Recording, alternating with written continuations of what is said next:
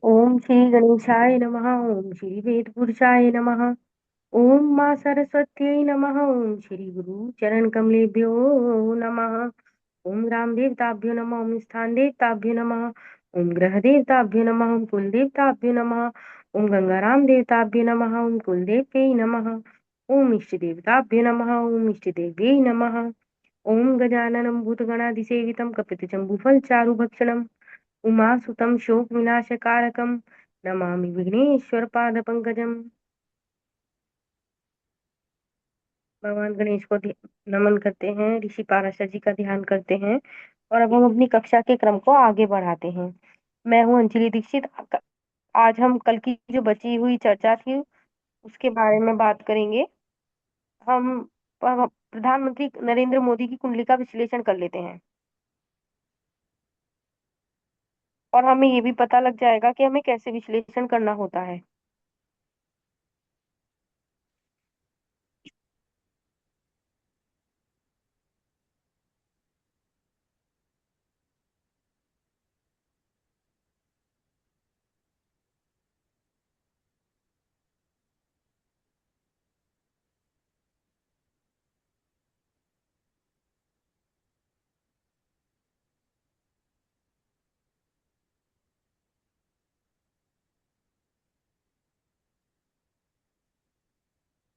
सबसे पहले हम इनका जन्म विवरण देखते हैं। जैसे कि हम जानते हैं कि प्रधानमंत्री नरेंद्र मोदी, माननीय नरेंद्र मोदी जी का जो जन्म है वो 17 सितंबर सन 1950 को गुजरात के वडे में हुआ था और सुबह 11 बजे, जो कि हमें ज्ञात होता है। ये हमने इनका जन्म परिचय दिया।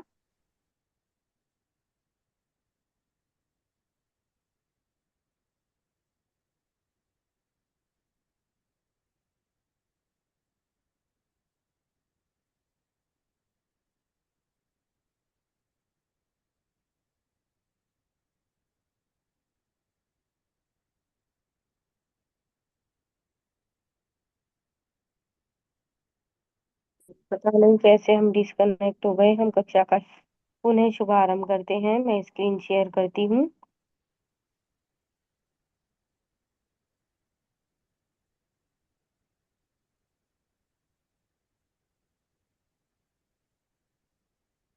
माननीय नरेंद्र मोदी जो भारत के प्रधानमंत्री हैं और लोकप्रिय रहे विश्व में भी, 17 सितंबर सन 1950 को इनका जन्म वाडेनगर गुजरात में हुआ था और सुबह के 11 बजे, जो कि हमें प्राप्त होता है।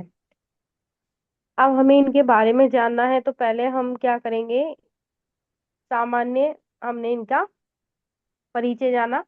इसमें हमने देखा कि इनके चांदी के पाए हैं। चांदी के पाए अच्छे बताए गए हैं। ब्राह्मण वर्ण है, मृगयोनि है, देवगण है। ठीक है, बाकी हम आगे पढ़े तो कीट है और मध्य नाड़ी है और वृश्चिक लगन है और जिसके स्वामी मंगल हैं। और इनकी राशि भी वृश्चिक है जिसके स्वामी मंगल हैं। तो यानी ऊर्जा से भरे हुए हैं और अनुराधा के द्वितीय चरण में इनका जन्म हुआ है। अब हम सामान्य यहाँ पर विश्लेषण करते हैं पहले। देखिए, जो प्रधानमंत्री नरेंद्र मोदी हैं यहाँ पर वृश्चिक लगन का जन्म है और यहाँ पर मंगल स्वयं बैठा है। अगर हम इनकी अन्य कुंडलियों पर, जो अन्य षोडश वर्ग कुंडली होती है ना, उसमें कई कुंडलियां होती हैं, दशमांश है, नवमांश है और अन्य अन्य, तो उसमें भी मंगल लगन में ही बैठे हैं।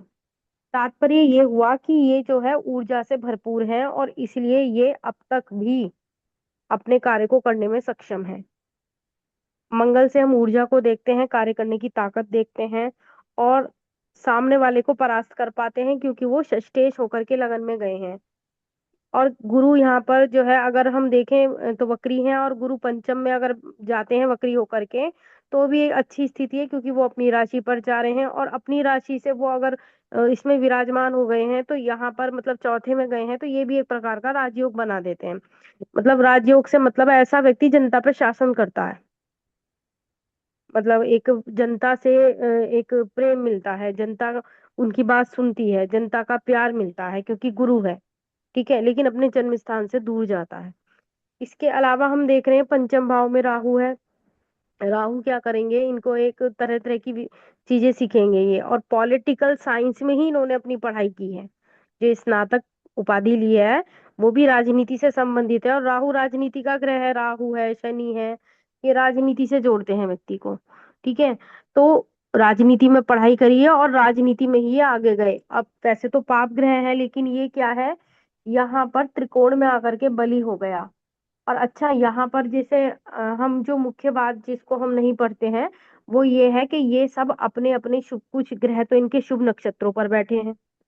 ठीक है। तो इसलिए अच्छा फल दे रहे हैं। कुछ अपने मित्र ग्रहों के नक्षत्रों पर बैठे हैं, तो भी अच्छा फल दे रहे हैं। अब जैसे हम यहाँ देख रहे हैं कि शनि अस्त है। ठीक है।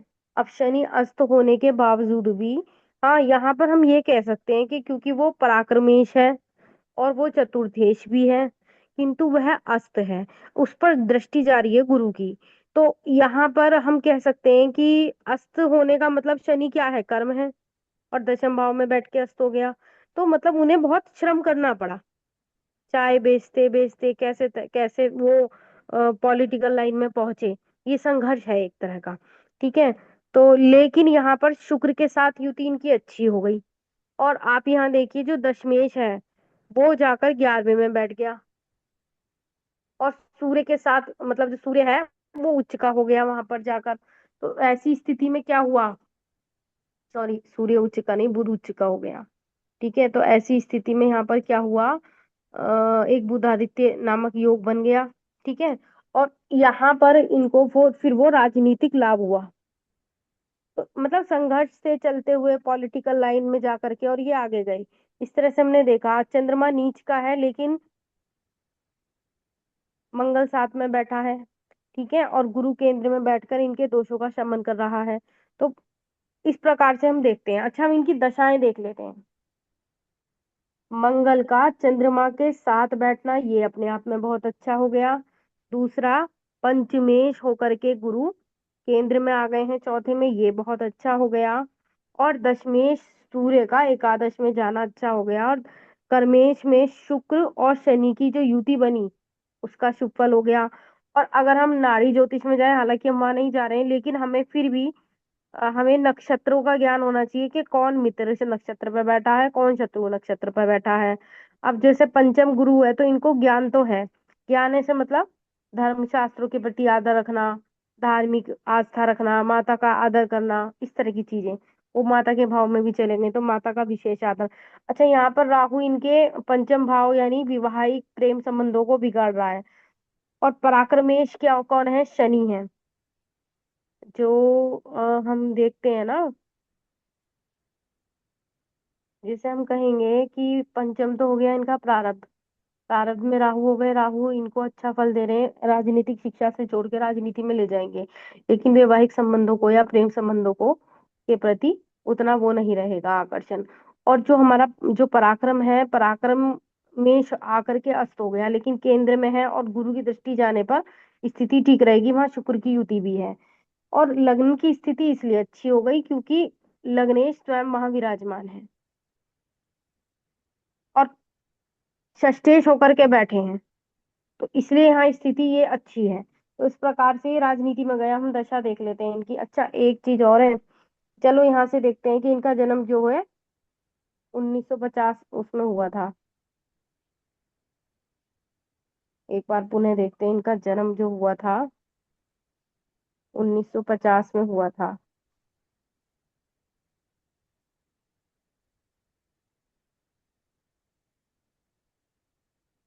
17 सितंबर 1950, यानी इनका जो जन्म हुआ है शनि की दशा में हुआ है। और शनि की दशा, क्योंकि शनि अस्त है और वो क्या है, पराक्रमेश है और चतुर्थेश है, यानी बचपन में इन्हें कितनी कठिनाई का सामना करना पड़ा। सुख साधन बिल्कुल कम, कर्म कर करके कैसे चाय बेच के कैसे अपना गुजारा करना पड़ा। शनि यहाँ पर इनका संघर्ष दिखा रहा है। उसके बाद लेकिन शनि क्या है, कर्म करते करते व्यक्ति अगर चलता रहे ना कछुए की तरह, तो आगे बढ़ता है। अब यहाँ पर इस प्रकार से इन्होंने परेशानियां उठाई।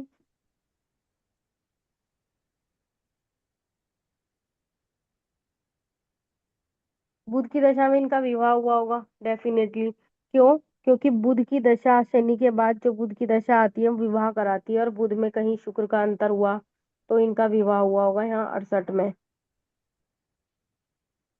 और फिर ये विवाह टूट गया होगा। टूट ही गया, आपको पता ही है। तो जब इसमें बुध में राहु का अंतर, राहु में मंगल, कुछ ऐसा आया होगा ना, तो इनका वैवाहिक संबंध खराब हुए, ये ज्यादा टाइम नहीं रहे वहां पर। क्योंकि अगर हम इनके नवमांश को देखते हैं, तो नवमांश में क्या स्थिति है, जो तीसरा भाव है ना, वहां पर हम उसकी कहते हैं ना कि चंद्रमा चला गया।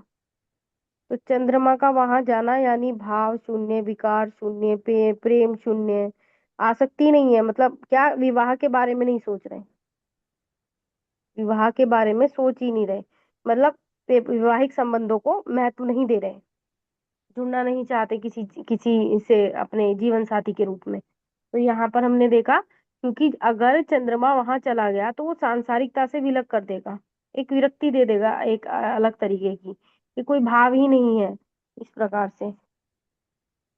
अब हम इनकी दशाओं में और क्या देखें, देखो बुध की दशा में विवाह हुआ, और बुध में कहीं यहाँ राहु का अंतर आया होगा, मंगल, यहाँ कहीं इनका विवाह टूटा होगा। ठीक है,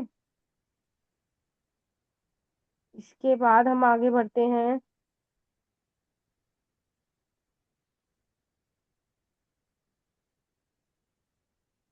सूर्य की दशा आई इनकी 2005 के बाद। तो ये उसमें संघ में जुड़े होंगे, पार्टियों में जुड़े होंगे, समाज से जुड़े हैं। ठीक है, अब इसमें यहाँ पर देखिएगा आप, चंद्रमा में राहु की जो दशा चली 2014 के आसपास, 13 के बाद। हालांकि चंद्रमा क्या है, मन, और राहु क्या है, राहु की चंद्रमा, कहते हैं ना, ये कहते हैं कि चंद्रमा का राहु के साथ आना यानी मानसिक तनाव देता है। लेकिन इनके त्रिकोण में राहु है और चंद्रमा स्वयं लग्नेश है, लेकिन इनके लिए ये दशा अच्छी गई। अच्छी क्या गई, ये राजनीति में आ गए, ये गुजरात के प्रधानमंत्री बन गए। क्योंकि त्रिकोणेश प्रारब्ध में जो, अब आप कहेंगे ये कैसे देखा, तो हम ये, अगर हम विश्लेषण की बात करें तो राहु जो है गुरु के नक्षत्र में है। ठीक है, अब जब जो अगर मित्र नक्षत्र में होगा, या अपने नक्षत्र में होगा, या शुभ नक्षत्र में होगा, और वो वैसे भी केंद्र त्रिकोण में बैठा है, और राहु, उसे हम राजनीति को भी देखते हैं, तो वो राजनीति में व्यक्ति आगे बढ़ता है, यानी चंद्रमा का राहु के साथ संयोग राजनीति में रुचि को बढ़ा देता है। ठीक है, ये हम समझ सकते हैं। अब उसमें आप देख रहे हैं चंद्रमा में गुरु भी आ गया। ठीक है, आगे की ये दशाएं चल रही हैं, इस प्रकार से प्रधानमंत्री पद, मतलब धीरे धीरे आगे बढ़ते रहे। अब हम चंद्रमा के बाद देखते हैं मंगल। मंगल तो स्वयं लग्नेश है, 2028 तक ये राजनीति में ही रहेंगे।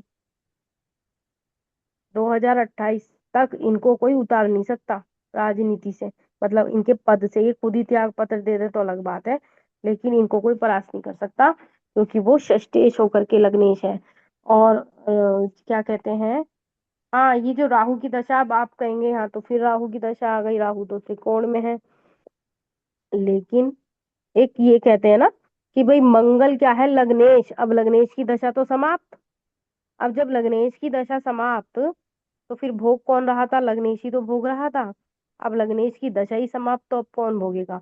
अब जो राहु है, अगर हम इसे उन दशाओं में देखें ना, देखो यहाँ आओ, यहाँ पर देखो आप, इनकी जो वो वाली दशाएं होती है ना, मंगला, पिंगला, धान्या, भ्रामरी, उसमें देखो आप, इन पे राहु की जब दशा चलनी शुरू हो जाएगी, तो यहाँ देखो, अभी तक तो इनकी भद्रिका चल रही है, फिर कौन सी चलेगी, उल्का। और उल्का का मतलब पता क्या होता है, उल्का पिंड वो नहीं कहते, वो क्या कहते हैं, जैसे पहले बारिश होती थी तो बर्फ के छोटे छोटे टुकड़े पड़ते थे, क्या कहेंगे उसको, उल्का हाँ, पिंड मतलब उल्कापात। ओले, यू कैन से ओले। ठीक है ना, हम्म। तो उल्का से पतला भी पता चलता है, जैसे कहते हैं ना, ओले पड़ना यानी कोई संकट या मुसीबत का आना। तो लग्नेश की दशा समाप्त हो रही है और राहु की दशा चल रही है, और एक तरह से जो देखा जाए तो राहु की दशा में यहाँ उल्का की दशा भी दिखाई दे रही है। उल्का, जिससे हमें यहाँ पता चल गया, उससे ही पता चल गया कि भाई जो उल्का की जो दशा है वो नाना प्रकार की, मतलब जैसे स्वास्थ्य संबंधी समस्या हो सकती है, कुछ भी इस तरह की समस्या को दर्शाता है।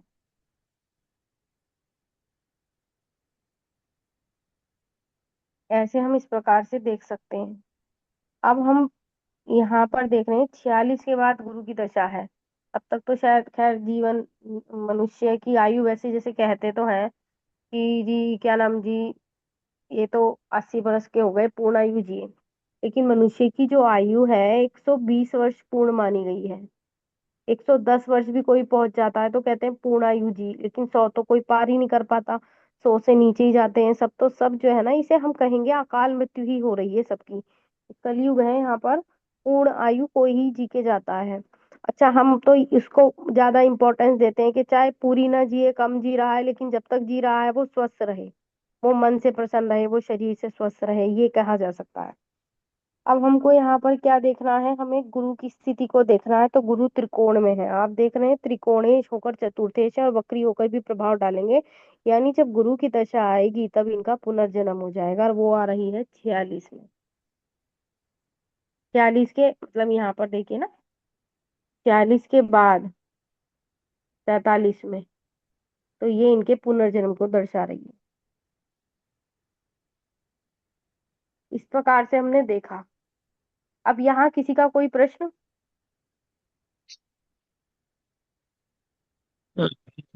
मैम,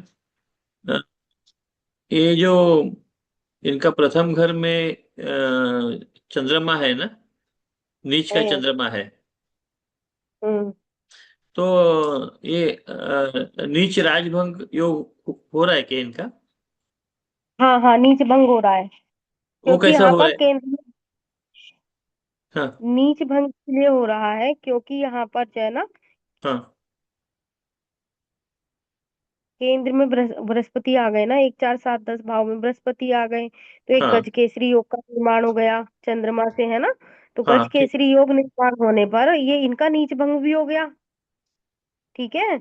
और हम्म। अगर हम मंगल और चंद्र की युति देखें तो वह भी शुभ है। ठीक है। हम्म। और अगर हम इनका राजयोगकारी ग्रह को देखें तो देव गुरु बृहस्पति एक अच्छा फल देंगे। हम्म। लेकिन अगर हम दो चीजों को देखें कि भाई दो, वैसे राजयोगकारी तो उसे कहते हैं, यहाँ पे मुख्य राजयोगकारी तो चंद्रमा हो गया। देखा जाए हम्म। तो चंद्रमा क्या है, उसके पास एक ही राशि है, और वो भाग्येश है, और भाग्येश होकर के वो लगन पर बैठा है। ठीक है। हम्म। और फिर हम्म। नीच चतु भी समाप्त हो रहा है, नीच भंग भी हो रहा है। तो और साथ में मंगल शुभ ग्रह बैठ गया। ठीक हम्म। है। और हम्म। गुरु केंद्र में आ गया। तो ये हम्म। सभी प्रकार के दोषों का शमन होते हुए एक प्रकार का राजयोग घटित हुआ। और अच्छा। अगर हम जनता को देखें तो जनता की दृष्टि यानी गुरु की दृष्टि जा रही है इस पे, दशम भाव पे। और दशमेश जो है लाभेश से संबंध बना रहा है, सूर्य जो है वो लाभ भाव में जाके चला गया। अब कहने हम्म। को बुध यहाँ पर अस्त है या मंगल की डिग्री कम है, लेकिन ये अपने शुभ नक्षत्रों पर बैठे हुए हैं। अब वो हम्म। हमें हालांकि यहाँ पर तो हमने वो नहीं पढ़ा है, लेकिन हम समझ लेते हैं। हम ऐसे समझ सकते हैं कि सूर्य जो है अपने नक्षत्र में है उत्तरा फाल्गुनी में, चंद्रमा अनुराधा में है, यानी शनि के नक्षत्र पर है। तो शनि इतना मतलब शनि नीच वैसा तो हो गया, लेकिन संघर्ष तो रहा प्रारंभ में, शनि ने अपना प्रभाव दिया जब वो शनि की दशा चली।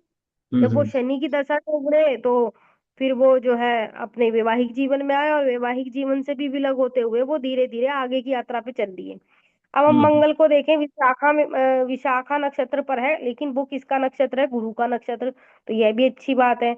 बुध जो है वो सूर्य के नक्षत्र में है, तो बुधादित्य योग वाला बात भी सही हो गई कि बुध सूर्य के साथ बैठ के अच्छा फल ही देगा। हालांकि बुध उतना सक्रिय नहीं है, लेकिन अपने नक्षत्र वाइज बैठ के वो जो जहां दृष्टि डालेगा, या जहां भी जो जितना भी उसका फल होगा बुरा नहीं होगा, क्योंकि वो उसके नक्षत्र पर है। गुरु मंगल के नक्षत्र पर है धनिष्ठा में, शुक्र अपने नक्षत्र में है, शनि सूर्य के नक्षत्र में आ गया, राहु शनि के नक्षत्र में है, इसीलिए यहाँ पर अच्छा फल दिया। मतलब राहु गुरु की राशि में भी हो गया, और गुरु जो है पंचमेश होकर के केंद्र में आकर के जो है शुभत्व कर रहे हैं। और जो राहु है किसके नक्षत्र में है, शनि के नक्षत्र में राहु अच्छा फल देता है। जैसे शुक्र जो है राहु के नक्षत्र में अच्छा फल देता है, ऐसे ही राहु भी शनि के नक्षत्र में अच्छा फल देता है। केतु सूर्य के नक्षत्र में है, इन्हें आध्यात्मिक बनाता है और आध्यात्मिकता से जोड़ता है, आध्यात्मिक चीजों से लाभ कराता है। केतु 11वें में चला गया, और 11वें भाव में ना कोई भी ग्रह शुभ फल नहीं देता। ठीक है, और ये शुभ नक्षत्रों पर बैठे हुए हैं तो अच्छा ही फल दे रहे हैं। और शुक्र स्वयं अपने नक्षत्र पर है, तो जनता का प्यार काम, ये सब चीजें इनको मिली। ठीक है। अब इनका वैवाहिक जीवन खराब होना इस वजह से हुआ कि चंद्रमा इनके नवमांश में उसमें चला गया, तीसरे भाव में, पराक्रम भाव में। यानी मन अगर वहां चला गया तो वो अरुचि पैदा कर देगा वैवाहिक जीवन में।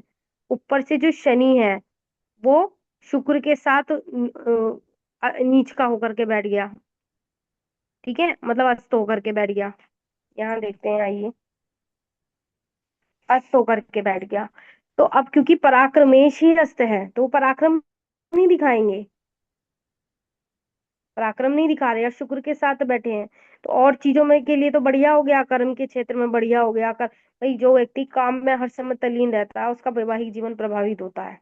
ठीक है, ये चीज आप नोट करिएगा। और पंचम में राहु जो है विलग करता है जीवन साथी से भी। हाँ, अट्रैक्शन हो सकता है, प्रेम संबंध हो सकते हैं, लेकिन वो दूरी बना देगा। ठीक है, ये चीज हो गई।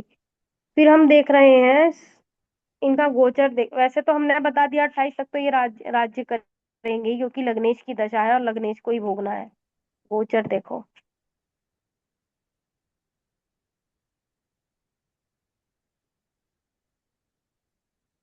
अब यहाँ देखो इनके 2 4 6 8 10, यानी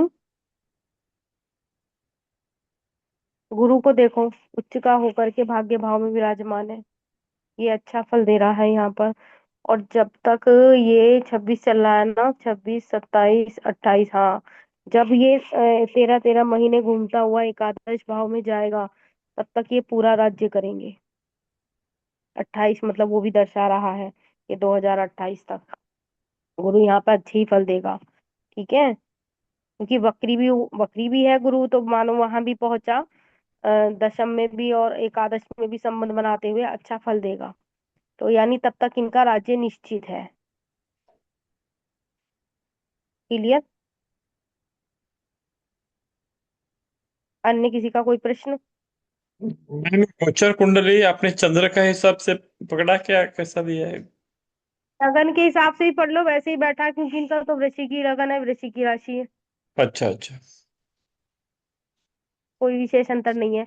अच्छा, हाँ यहाँ हाँ। पर एक चीज देखो, यहाँ पर आप देखो, एक चीज मैं आपको बताती हूँ, वेट कीजिएगा।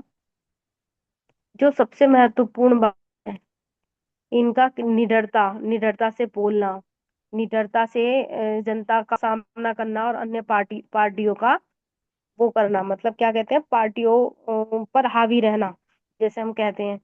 ठीक है ना, और अपना समर्थन पाना, अपने कार्य को ठीक से कर पाना, जैसे हम कहेंगे। यहाँ देखो,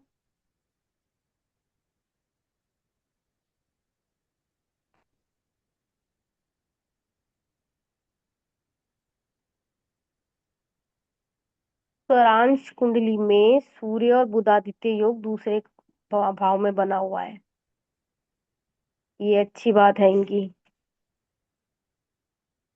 इन्हें जो राजनीतिक पोस्ट मिली है ना वो सूर्य की वजह से कह सकते हैं आप।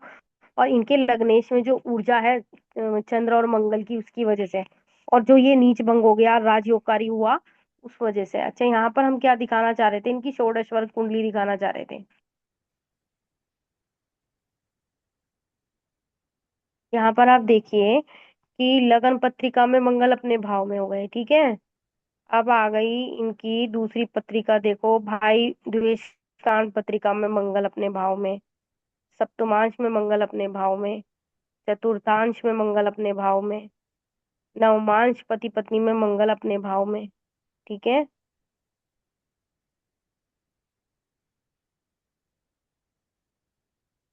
अब यहाँ पर हम एक चीज देख सकते हैं,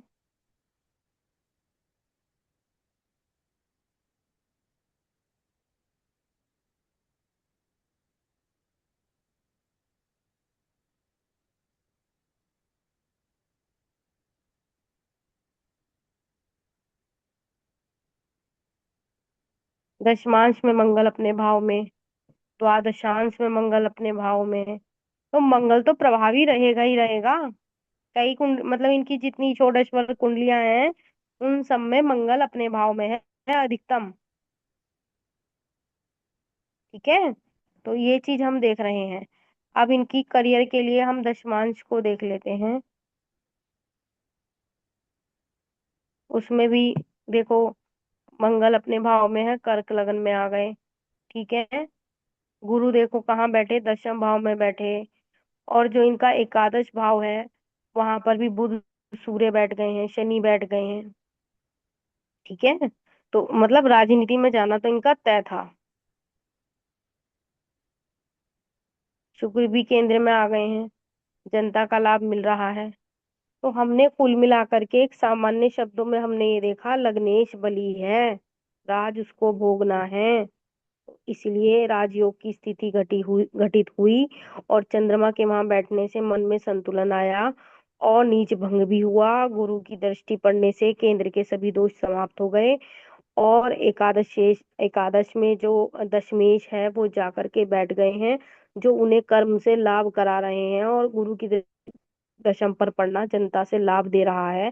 जनता के प्रति कार्य करना और अपने कार्य को निष्ठा से करना। और शनि का प्रभाव बस ये रहा कि भाई प्रारंभ में जो दशा चली, तो चाय बेचते बेचते जो संघर्ष किया और फिर धीरे धीरे पार्टी और मतलब उसमें जाना और वहां भी कर्म, निरत कर्म करना, लेकिन बस भरपूर ऊर्जा थी तभी तो वो कर्म कर पाए। और वो मंगल के पास ऊर्जा ही है। मंगल जिसका लगन मेष है और वो लगन में बैठा है, वो ऊर्जा इससे इतना संपन्न होता है कि कुछ भी काम कर सकता है। ठीक है, एक और इनके अंदर लीडरशिप पावर भी आई।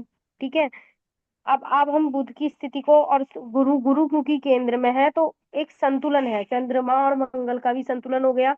अब इनका वाणी भाव को देखो, गुरु लगन लगन पत्रिका में वाणी भाव के स्वामी है गुरु। गुरु जो है केंद्र में आ गए, तो अपनी वाणी से जनता को अपनी ओर आकर्षित करना या उनको मतलब आकर्षित ना करना, कहे कि समझ, जनता इनकी भाषा को समझती है और ये जनता को समझते हैं। ठीक है, क्योंकि मुद्दा क्या है, अगर हम सामान्य तौर पर देखें, गरीबों गरीबों की पीड़ा को समझना, क्योंकि जो व्यक्ति स्वयं गरीबी से निकला होगा वो उस पीड़ा को समझेगा। अब जैसे अब आप देख लीजिए, राशन की जो दुकान है, कोरोना काल से और अब तक भी राशन फ्री मिल रहा है, गवर्नमेंट फ्री राशन दे रही है। अब यहाँ पर हम एक चीज और देखते हैं, बुध का संबंध, मतलब वैसे बुध से हम वाणी देखते हैं लेकिन लाभ भाव से बन रहा है। यानी ये व्यक्ति जो वाणी बोलेंगे उसमें लाभ होना तय है। भाई हम कह तो रहे हैं बुध के पास तो जो है बुध, पर बुध अपना, जो बुध कारक किसका है, वाणी का होकर लाभ भाव से संबंध बना रहा है, लाभ भाव में जाके बैठ गया, तो वाणी से लाभ होना तय है। अब यहाँ आप देख सकते हैं, हम आ जाते हैं यहाँ पर, यहाँ से आपको थोड़ा क्लियर दिखेगा।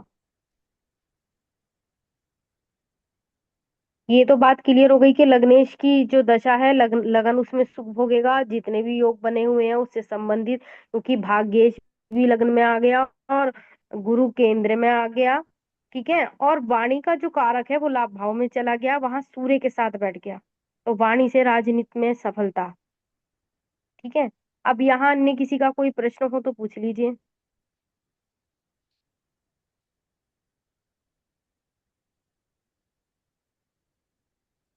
क्या किसी का कोई प्रश्न? नहीं मैम। हेलो। जी, आप सभी का बहुत बहुत स्वागत है हमारी इस ज्योति विज्ञान की कक्षा में। देखिए, अभी विश्लेषण तो इसी प्रकार करते हैं, लेकिन बेहतर ये होगा कि आप लोग ना जो ये नक्षत्र हैं, इनके जो स्वामी हैं वो याद कर लें, उससे आपको ये आसानी हो जाएगी कि कौन किस नक्षत्र में शुभ फल देता है। अगर हमने ये याद कर लिया तो इससे हम फट- फलित की सटीकता पर पहुंच जाएंगे, क्योंकि फलित की सटीकता पर पहुंचना बहुत जरूरी है।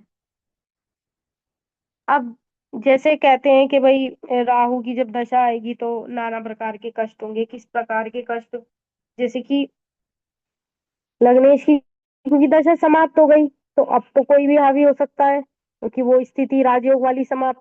तो ऐसे में दिक्कतें क्या आएंगी, हेल्थ इश्यूज हो सकते हैं, ऐसे में दिक्कतें आएंगी कि इनकी खुद की पार्टी के लोग बाहरी पार्टी के लोग भी और इनकी भीतरी पार्टी के लोग इनका समर्थन ना करें। या ऐसा भी हो सकता है ये स्वयं ही त्याग पत्र दे दें। ऐसा भी हो सकता है कि इनके खिलाफ षड्यंत्र होने शुरू हो जाएं। ठीक है, इस तरह की स्थितियां, और उल्का की दशा आ रही है, तो उस तरह की स्थितियां आएंगी। लेकिन 28 तक ये पूर्ण रूप से अखंड राज्य भोगेंगे, ये निश्चित हो गया। अब आप देख लो, जैसे कहते हैं ना कि भाई डिग्री वाइज कम है, लेकिन कई अशुभत्व जो है किस प्रकार से शुभत्व में परिवर्तित होते हैं। तो ये इसी गहराई तक हमको जाना है कि हम उसको समझ पाए कि किस नक्षत्र पर बैठा है, कौन कौन से दुर्योग बन रहे हैं, कौन कौन से दुर्योगों का नाश होकर के शुभ राजयोगकारी योग घटित हो रहे हैं, और कैसे वो आगे जाए। अब जैसे लोग आते हैं पूछने के लिए कि जी मुझे ये बताओ कि मेरा भाग्योदय कब होगा, मैं कभी जीवन में कुछ बदल ही नहीं रहा है, 40 साल का हो गया जी, या वगैरह वगैरह, ऐसी ही लाइफ चल रही है, कुछ है भी जीवन में कि नहीं। तो हम क्या करेंगे, पहले तो हम उसके कर्म को देखेंगे, उसके भाग्येश को देखेंगे, लग्नेश की स्थिति को देखेंगे, कहाँ से उसको लाभ प्राप्त हो रहा है वो देखेंगे। और कुछ नहीं दिख रहा तो फिर हम, जब हमें दिख रहा है कि सब कुछ पीड़ित दिख रहा है, तो फिर अब हम उसको उस तो रास्ता दिखाना है। तो हमने सबसे लास्ट में, जब हमें कोई ऑप्शन ही नहीं दिख रहा, तब हमें अष्टम को देखना है। अष्टम क्या है, अचानक परिवर्तन का है। कई बार अष्टमेश की दशा व्यक्ति को ऊंचाई पे ले जाती है। अब आप उसको ऐसे समझ लीजिए जैसे ये अमेजोन है, और ये नए नए तरह के ये ऐप आ गए हैं, स्विगी है, क्लाउड किचन है, और ये हम कहते हैं ना वो क्या आता है जो फल वगैरह मंगाते हैं जिससे, ब्लिंकिट वगैरह।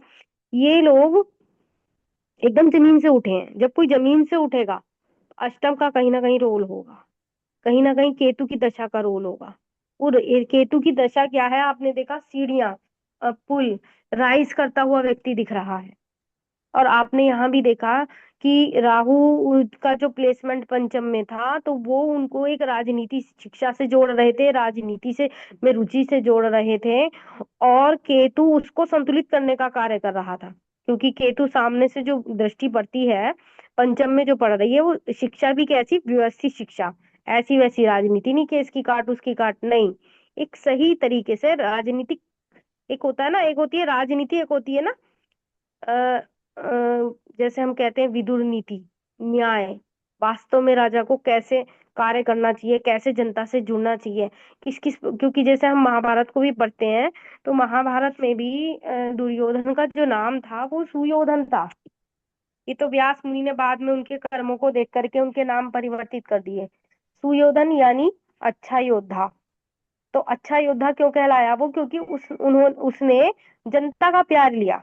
जनता का प्यार लिया मतलब जनता से जुड़ा, जनता की ध्यान रखा, जब तक वो उसमें रहे ना, पांडव पक्ष उसमें रहे, अज्ञातवास में रहे, तो उसने जनता का बहुत भरपूर ध्यान रखा, तो इसलिए उसका नाम सुयोधन था। बाद में जब उसने ऐसे कर्म किए, द्रौपदी का जो है अपमान किया, और लाक्षागृह इत्यादि किया, और अपनी कुटिल नीति से बाज नहीं आया, तब व्यास मुनि ने उसका नाम परिवर्तित करके दुर्योधन, दुश्शला उसकी बहन का नाम, इस प्रकार से नाम परिवर्तित कर दिए। दुशासन, सुशासन नाम था, अच्छी प्रकार से शासन करने वाला। हमारे जो है प्रोफेसर विनोद कुमार जी गुप्ता जी जुड़े हैं, सर आपको प्रणाम। मेरी कक्षा में आने के लिए आपका सादर अभिनंदन। आप कुछ कहना चाहते हैं, कुछ पूछना चाहते हैं तो पूछ सकते हैं, किसी को कोई प्रश्न हो तो।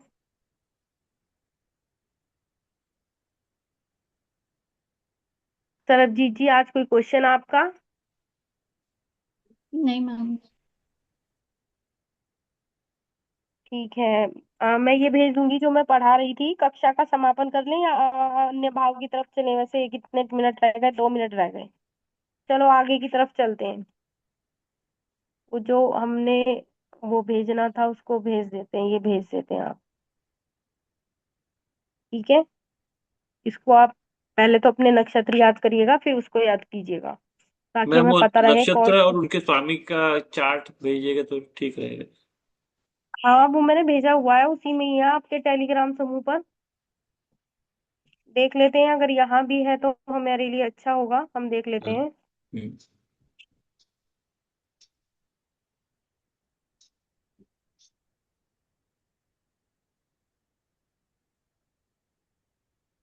कोई बात नहीं, मैं पुनः भेज दूंगी, क्योंकि ठीक है मैम। जिस क्रम से मैंने याद करवाया है ना उसी क्रम हाँ, से याद करना। और ठीक है। एक मैंने सूत्र भी लिखवाया था ना, आपको याद हो मैंने वो लिखवाया था ना, मृग को ले गई घने जंगल में, है हाँ, ना। इस तरह हाँ। से एक सूत्र वो याद करने के लिए था, ताकि हम्म। हमें पता रहे कि ये नक्षत्र इसका है और ये इसका स्वामी है, नक्षत्र स्वामी। वो आपके पास लिखा हुआ है, नहीं तो मैं दोबारा उसको लिखवा दूंगी। ठीक है, तो इस ठीक है। प्रकार से हमने सुना। अब हम मुझे ये बताइए, उस दिन हमने कहाँ तक किन भावों की चर्चा कर ली थी, कुछ याद हो? हाँ, हम द्वितीय भाव तक आए। एक मिनट है मैम। द्वितीय भाव तक आ गए थे। हाँ, द्वितीय भाव तक आए थे हम लोग। जैसे द्वितीय अच्छा भाव जी। में राहु केतु द्वितीय भाव में बैठे हैं, तो वाणी को खराब करता है वगैरह वगैरह। द्वितीय भाव धन का बिल्कुल। है, वाणी का है, कुटुंब का है, आस्तिकता का पता लगता है, परिवार का है। दूसरे घर पे चंद्रमा है तो व्यक्ति हम्म, हम्म, हाँ, नमकीन खाना पसंद करता है। हाँ। अच्छा, एक यहाँ पे मैं एक छोटा सा चीज बता देती हूँ। हम्म। हालांकि मैं इस चीज को पूरा कोरिलेट तो नहीं कर रही मोदी जी की जन्म पत्रिका से। 8 7वीं जो राशि है वो इनके उसमें पड़ती है, किसमें पड़ती है, क्या कहते हैं उसमें, विदेश के भाव में। और जो शुक्र है विदेश के भाव का स्वामी होकर, यानी 12वें का स्वामी होकर कर्म भाव में आ गया। यानी कर्म से संबंधित, राजनीति से संबंधित यात्रा इनकी देश विदेश में होती रही। एक सूत्र ये भी है कि अगर जो शुक्र है हम्म। दशम में बैठ जाता है ना, तो कहीं ना कहीं वैवाहिक संबंधों के प्रति भी अलगाव दे देता है। ये मैंने कई कुंडलियों में देखा है कि या तो दूसरी शादी करा देगा, या 2 से अधिक संबंध कहीं करा देगा। मतलब जैसे कहते हैं ना कि दूसरी शादी, या एक विवाह नहीं होगा। मतलब कहने का ये वैवाहिक जीवन के लिए थोड़ी सी डिफिकल्टी पैदा कर देता है। और यहाँ पर जो अगर हम देखें तो कौन सी राशि आई इनके उसमें, 2 3 4 5, सूर्य की राशि पर शुक्र का होना, ये भी ठीक नहीं है। ठीक नहीं है, इसका मतलब इच्छा ही नहीं है शादी की, शादी की इच्छा ही नहीं है। शुक्र वर्गोत्तम तो है, पर शुक्र की राशि पर बैठा है, तो वो शुभ नहीं है। शुक्र की राशि पर शुक्र का होना अच्छा नहीं है, मतलब अच्छा नहीं है